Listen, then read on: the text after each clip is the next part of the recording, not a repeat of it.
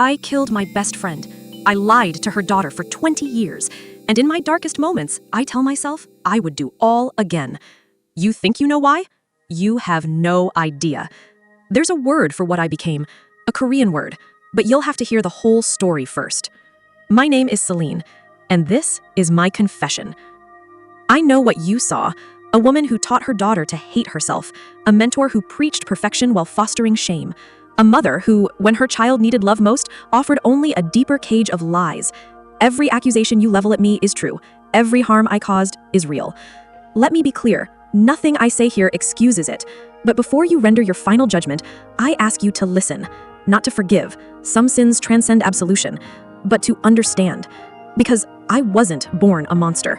I was forged into one by a legacy of fear and a promise sealed in blood. We are hunters, voices strong, slaying demons with our song. Perfection is protection. Our faults and fears must never be seen. These weren't my words. They were scripture. I inherited them along with centuries of blood and duty. I was young when I became a hunter. So young, eager, desperate to prove myself worthy of the Sunlight Sisters. We weren't just another trio. We were legends, icons, the direct descendants of the first Mudong, the shamans who danced between worlds. Our ancestors didn't sing for fame or fortune. They sang to maintain the Hanmoon, the barrier that kept demons at bay. And here's what you must understand. We were taught the barrier was woven from our own purity, our own control. The old Hanmoon wasn't just protected by suppression, it was literally powered by it. To show weakness was to invite the world's destruction. This wasn't philosophy, it was spiritual physics. The rules were absolute. Demons are evil. They must be destroyed. No exceptions. I believed it with every fiber of my being, until Rue, your mother, shattered everything I knew to be true. Your mother was my best friend, my sister in battle, the voice that harmonized with mine so perfectly it felt like we shared a soul. But she broke the cardinal rule. She fell in love with one of them, a demon. When I found out, betrayal doesn't cover what I felt. It was like discovering the sun had been darkness all along. Everything we stood for, everything we'd sworn to protect, she'd thrown it away. For what? For love? The demon who had corrupted her, your father, I saw only the threat, the infection. And your mother, when I looked at her, I no longer saw my sister. I saw a traitor to everything sacred. When we lost your mother, that's what I always told you, isn't it? Such a cowardly phrase. There's a question you never asked me, a question that hangs between us like a ghost. Perhaps you always knew the answer would destroy us both. Perhaps you were kinder than I deserved. That night, the confrontation, it was chaos. My blade was meant for him, the demon, but she moved. She chose to shield him. Whether I could have stopped, whether I saw her in time, that question haunts every breath I take. In her final moments, she didn't curse me. She made me a promise. Protect her. Protect my daughter. Years later, I would tell people, we lost your mother. But the truth is more complex, more terrible. And when I made that promise over her body, I never imagined the consequence of my sin would have her eyes. There you were, this tiny, perfect thing with purple marks crawling across your skin like accusations. Half human, half everything I was taught to destroy. Half the woman's whose blood was still warm on my hands. In Korean, we have a word, hun. It's a sorrow so deep it rewrites your soul, a grief that you don't just carry, you become it. That's what I became after that night, a walking vessel of Han. Every time I looked at you, I saw her. Every time your marks appeared, I saw my failure, my sin made flesh. So I taught you what I knew, control, suppression, perfection. Hide your marks, Rumi. Never let them see. You're going to be normal. But here's the truth I only now understand. I taught you to suppress your demon side, with shame. The very weapon our enemy uses. Gui Ma enslaves demons through their shame, and I was his unwitting disciple, whispering his poison into your ear. And the demons in our world, they're not just the ones with claws and fangs. They're the whispers that you're not good enough, that you should just disappear. The industry creates them, feeds them, lets them feast on young souls. I was fighting both kinds, the supernatural and the systemic. I convinced myself it was protection. The world that destroyed your mother for loving a demon. What would it do to a child who was part demon? But I know the truth now. I wasn't protecting you from the world. I was protecting myself from the reminder of what I had done. There's a word for the bond we shared. Not jung, the warm affection between friends. Ours was myunjung. It's a resentful attachment, a love born from ugliness, from conflict. The kind of bond that says, I will stand by you, even as we destroy each other. It's affection that grows, paradoxically, from negative experiences, from pain we share and inflict. That's what grew between us, myunjung, a connection forged from the shards of a broken promise, sharp enough to cut because it was made from the very wounds we gave each other. I was your sunbae, your senior. In our world, that creates distance, formal, structured, safe. I couldn't be your mother. How could I, when I had killed the real one? So I became your commander, your trainer, your warden, but never the one thing you actually needed. And from that warped bond, from that myunjung, came the cruelest gift I could give you, false hope. The golden Han moon, the perfect seal that would banish all demons forever. That part was real. Every hunter generation's ultimate goal, our sacred quest. But the cure, that achieving it would erase your marks, make you normal. That was my addition, my lie, my desperate promise. I took our most sacred objective and twisted it into false hope. I told you that when we achieved the golden Han moon, your demon marks would disappear. You'd be free, human, pure. I needed to believe it. This wasn't calculated manipulation, it was desperate prayer.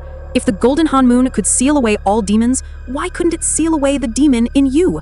If we could achieve perfection, surely that perfection could erase the evidence of my sin. Every hunter before us sought the golden Han moon to save the world. I poisoned that noble goal by making it about saving you from yourself, about fixing what I saw as broken. But salvation built on a lie is no salvation at all. I turned your noble duty into a frantic quest for erasure. I made you believe you needed curing. The very power that could have made you strongest, your dual heritage, I taught you to see as a disease that the golden Han moon would heal. When the Saja boys exposed you at the Idol Awards, when the world saw your marks, you came to me shattered. At the memorial tree, you said something that still echoes. Do what you should have done a long time ago. My daughter, because that's what you were, no matter how I denied it, stood before me in absolute despair. And what did I do? I couldn't look at you. My body recoiled, because in your eyes, I saw her, and on your skin, I saw him. You were living proof of my greatest failure, and I was a coward. We'll tell them it was an illusion, a trick. We'll hide it better this time. When you needed acceptance, I offered deeper concealment. When you needed love, I offered another lie. You asked me the question that shattered everything. Why couldn't you love me? All of me. And I gave you the only answer I had, the answer beaten into me by generations of dogma. Our faults and fears must never be seen. It's how we protect the Han moon.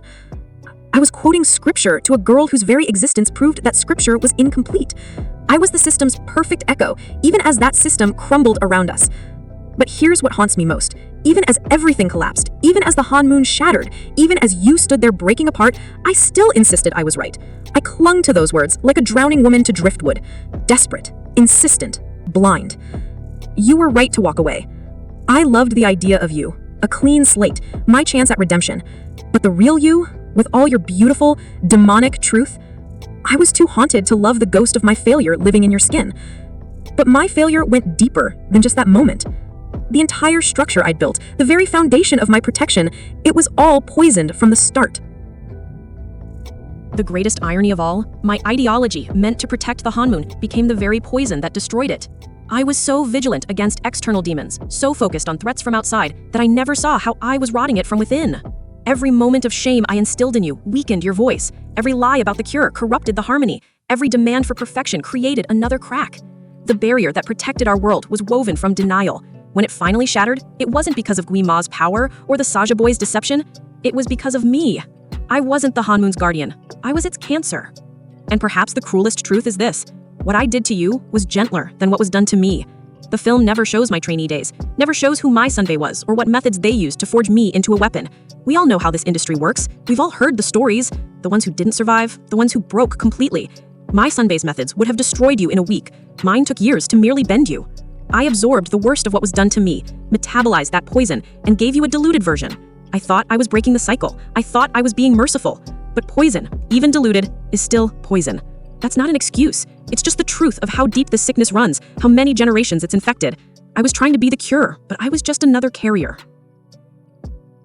During your final battle, where was I? Nowhere. Not even a shadow in your moment of triumph, because shadows at least follow. I simply ceased to exist in your story. I watched from a distance as you faced Guima, watched as you sang not the hunter's anthem I taught you, but something entirely new, something raw and honest that I could never have given you. I saw your marks blaze with color, not the sickly purple of shame, but a rainbow of acceptance. I saw Mira and Zoe stand beside you not as perfect idols, but as flawed, fierce, genuine friends. The harmony you created together was nothing like the rigid synchronization I demanded. It was better. It was real. My presence would have been another cage. My way was the old way, the way of hiding, of suppression, of fear. Your victory had to be born from the new way, the way of acceptance, of harmony, of truth. You created something I never could have imagined. Not the golden honmoon I taught you to chase, that perfect, pure seal I promised would cure you. You created something better. A honmoon of every color, just like your marks. Built not on separation, but on synthesis. You found strength in the very thing I taught you to fear. You became everything I couldn't be. And in that moment, watching you triumph without me, I finally understood what I had truly given you. Not wisdom, not strength, but something entirely different. They say some teachers inspire through wisdom, others through example. I taught you through contradiction. I became the cautionary tale, the mirror that had to shatter for you to see yourself clearly. Remember those stories my grandmother told about the rabbit who had nothing to offer a hungry god but itself? So it jumped into the fire, a willing sacrifice. The god, moved by this ultimate act of giving, didn't let it die. He placed the rabbit on the moon to live forever, pounding rice cakes for all eternity. I finally understand that story now. I knew what they would say about me. I knew you would hate me, but I threw our relationship, my reputation, everything into that fire. Not because I was noble, not because I was wise, but because it was the only thing I had left to give. And now, look at you. Up on that stage, shining under those lights like you belong on the moon itself. Your marks, they're rainbow now. Every color of the spectrum. Not the bruised purple of my shame, but a harmony that could only emerge when you stopped hiding. You didn't erase them like I promised. You transformed them into something beautiful. You had to shatter everything I taught you to discover who you really were. My ideology, my path, my poisoned love. You had to overcome it all. That was my true gift to you, becoming the obstacle that forced you to find your own strength. Was I an evil mother, or was I simply the system's perfect soldier? The hunter code, the K-pop industry, they don't build mothers. They build weapons. They demand perfection and discard anything flawed. I was their greatest success and their most catastrophic failure. If my legacy is being the monster you conquered to become whole, then perhaps that was always my purpose. Perhaps I was always meant to be the rabbit who jumped into the fire. Not for glory, not for redemption, but so you could rise. This is not a redemption story. I don't ask for forgiveness. Some sins transcend absolution. I failed you as a mother. I failed your mother as a friend. I failed myself as a human being. And unlike the stories you might know, where the harsh mentor sees the light, where the broken parent finally learns to love, I remained exactly who I was, trapped, unchanged, still desperately insisting I was right even as my world burned. No triumphant realization, no tearful reconciliation, no growth. Just absence. You built a world where demons and humans find harmony, where power comes from acceptance, not suppression, where love doesn't require conditions. A world I was too broken to imagine. A world I would probably still insist is wrong, dangerous, impossible, even seeing it thrive. So render your judgment. Call me monster, villain, the worst mother in animation history. You're not wrong. But remember this, every hero needs an obstacle to overcome. I was yours. And watching you soar beyond everything I tried to cage, that's not my redemption. It's my consequence. They ask me now, was what I gave you love if it came wrapped in suppression? Was it protection if it erased who you were? Was I ever really a mother if I couldn't see my own child? I don't have those answers. I only have the ruins of what I thought was right, and the knowledge that sometimes the greatest gift you can give someone is becoming the lesson of what not to be.